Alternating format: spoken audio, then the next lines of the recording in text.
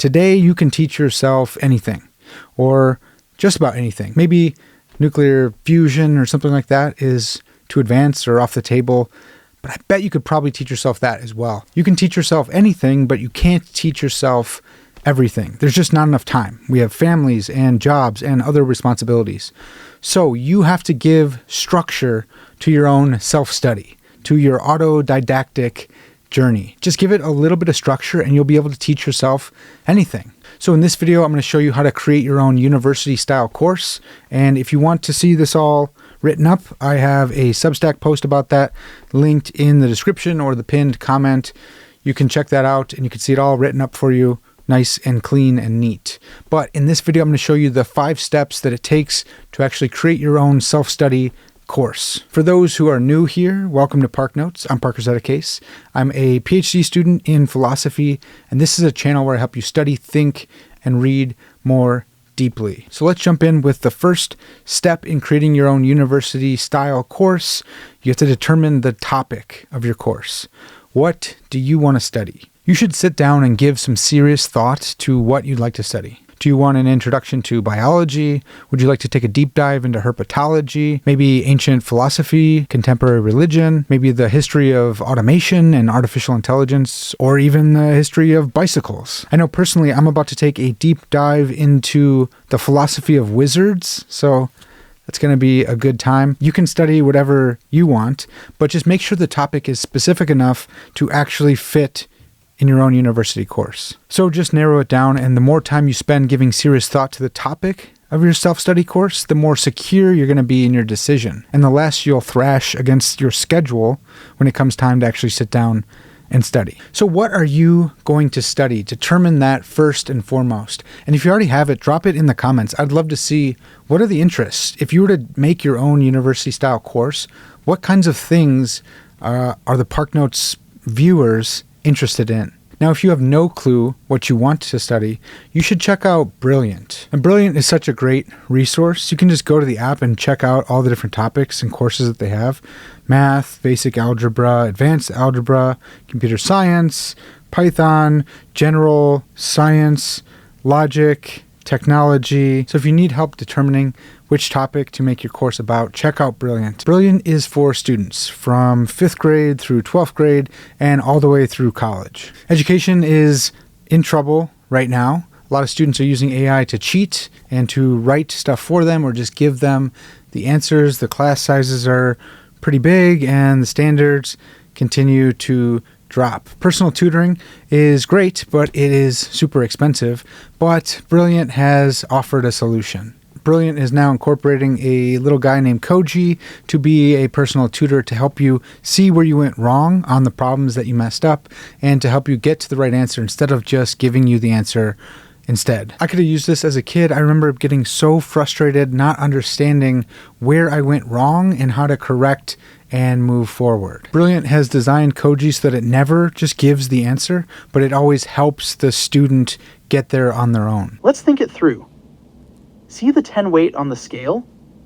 If we took that off, what would the scale read for just the 2 triangles? So click the link below or scan the QR code to get started with Brilliant's tutor today. You can upgrade to premium to unlock all of their courses. And right now, my ParkNotes audience gets 20% off an annual subscription at brilliant.org/ParkNotes. So big thanks to Brilliant for sponsoring this video. Now let's get on with step number 2. So step number 2 is just determine the number of credit hours that your course is going to be.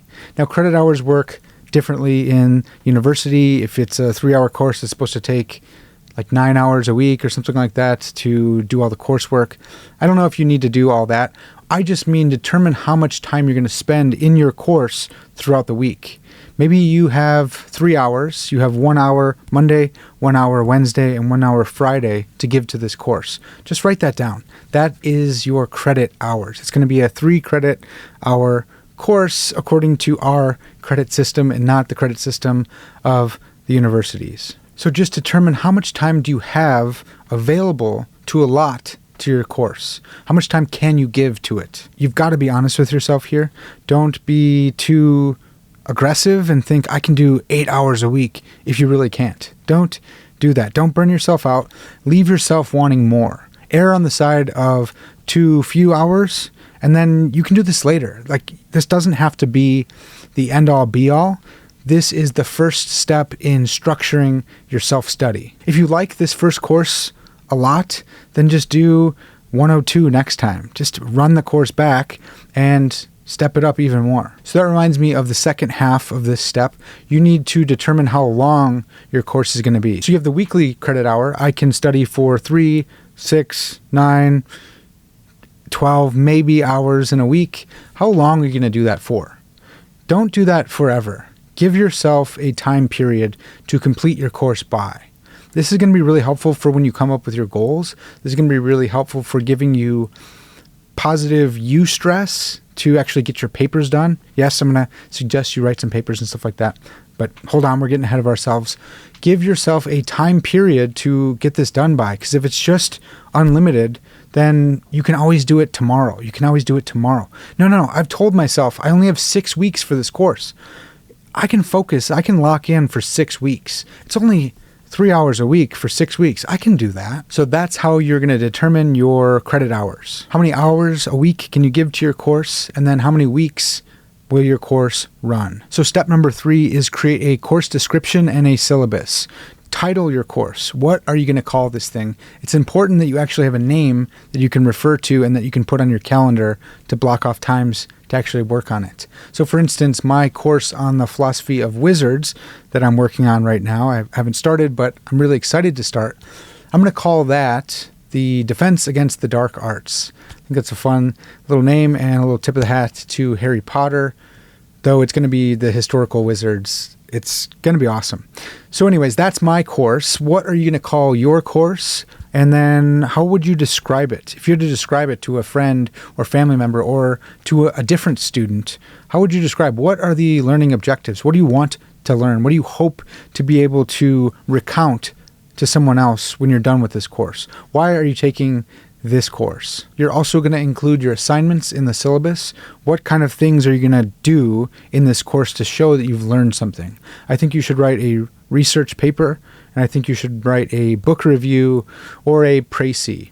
Précis is like a book review without any judgment. It's just, here are the facts, here's what the author stated, here's the author's main argument, or whatever. It's just the facts. A book review is going to be a little bit more personal and have your own reflections. Here's what I think, here's what I felt, here's what I believe, here's what the author said, but I'm also adding my own review, my own judgments to that. I think the research paper should be a synthetic research paper where you're pulling together ideas from different sources and you're putting something positive forward. Now you can do a critical one as well. I'm going to write an extended book review and I'm going to argue against this author's points.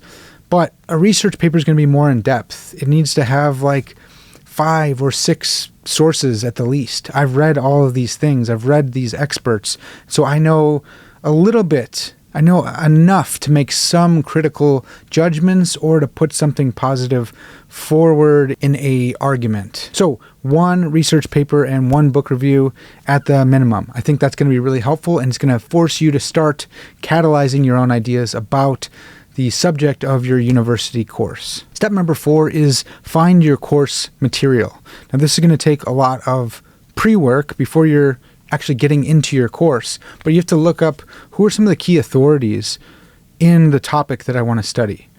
What books should I read? If I were to take a course like this in the university, what would they have me read? Now, maybe you don't agree with that, but at least you know what you would have studied if you were to take a university course in your topic.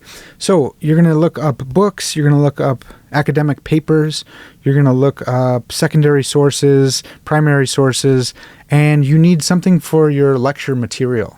So that may be actual lectures on YouTube, but what's that going to be? You have to determine that. Where are you going to find those? I have some suggestions for you. I think you can find those by going to X, formerly known as Twitter, by going to Reddit, by going to Facebook groups and putting out some questions. Yes, you're going to get people who are walking all over you, who are like mean people who are going to call you out and call you stupid for asking dumb questions. Forget about them. Who cares? But ask, hey, what 5 books would you suggest on getting into herpetology or biology or the philosophy of religion or whatever topic you like? Go and ask on social media, and just don't pay attention to the people who are going nuts and being mean. It's fine. But if you ask for recommendations and you start seeing the same several books or papers pop up, then there you go. You need to add those to your curriculum. If you want to study the philosophy of technology, you're going to have to read papers by Martin Heidegger or about Martin Heidegger. Now, maybe you don't like Heidegger, but every philosophy of technology course should have to deal with him because he kind of started the whole thing with this paper concerning technology. So ask around, ask for books and papers and YouTube videos. If you're trying to study philosophy, there are tons and tons of lectures. There is Art Holmes' entire Wheaton series. They're like at least 80 videos. Each one is an hour long. I went through this when I was in college. I was trying to teach myself philosophy.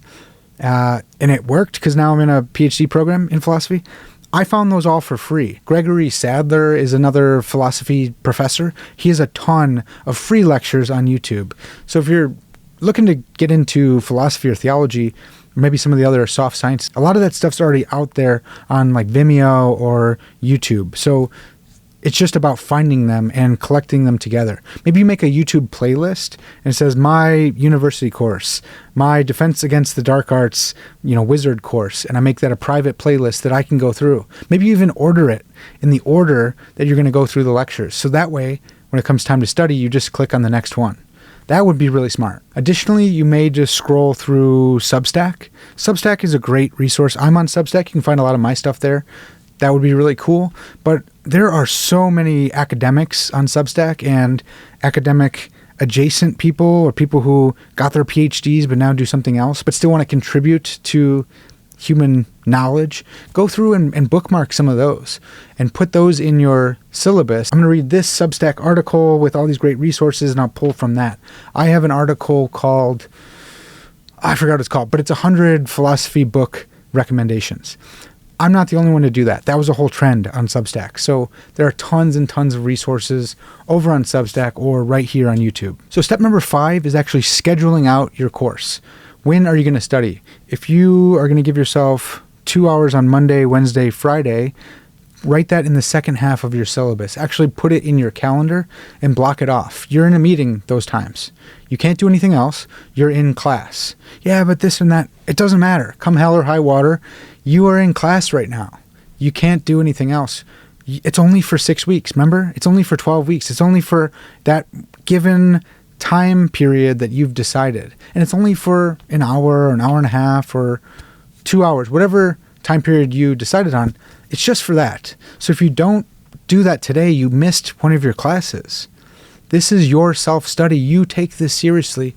You wanted to learn this thing. So during these slots, you are watching the lecture videos that you've determined are your lecture videos, or you're reading the material that you're giving yourself to read, or you're listening, whatever the case. But you have to protect that time. Now, one of the best things about mapping out your own personal university course is that you can run multiple courses at once. So if you're doing Monday, Wednesday, Friday for logic, then you can do Tuesday, Thursday for the science of blimps or whatever course you want. You can do different subjects on different days, and that's going to be totally fine. If you know anything about university, this is what you do. You take several courses at once, and you have different classes on different days, and you don't get all mixed up and confused. You are able to compartmentalize based on what book you're in, based on who's speaking from up front. It works. So I'm not suggesting that you do that right away, but if you're someone who's already been in the autodidactic world for a little bit, you may run 2 courses at once. I think that'd be really cool. You learn an absolute ton. So then tip number 6 is just take notes. I recommend taking notes with a pen and paper. There's some psychological research that says actually taking notes in a paper notebook helps with recall, helps actually metabolize that information and make it your own because you're putting it in your own words. This is the ParkNotes channel. I have to talk about notebooks. You should do your work in a notebook. It's okay that you're not writing verbatim. It's actually better. And there's something about the spatial awareness of the page that helps many of us remember based on the spatial location. So I know I wrote that on the right side at the top. So when I'm going back through my notes, I can find it there. Taking notes is really important. You want to make this information your own. So take notes. If you want, you can quiz yourself. I know so many of you are going to be like, yeah, I asked ChatGPT to make me a quiz. I'm not going to recommend that. If you want to do that, whatever, figure that out. But just do some active recall. Active recall is just taking your notes, looking them over, closing up your notes, and then trying to actively recall that information back.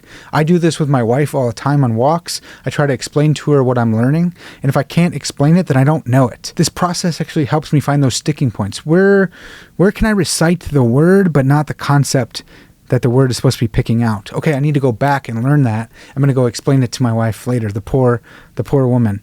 But find someone to talk with.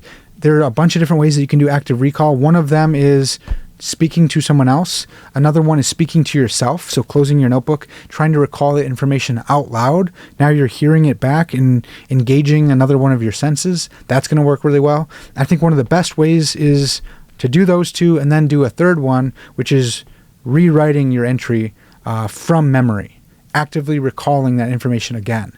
So you go over your notes, you flip to a brand new page where you can't cheat, and then you try to write down that information again. Active recall is the best way to remember. It saves so much time. It's an amazing study habit.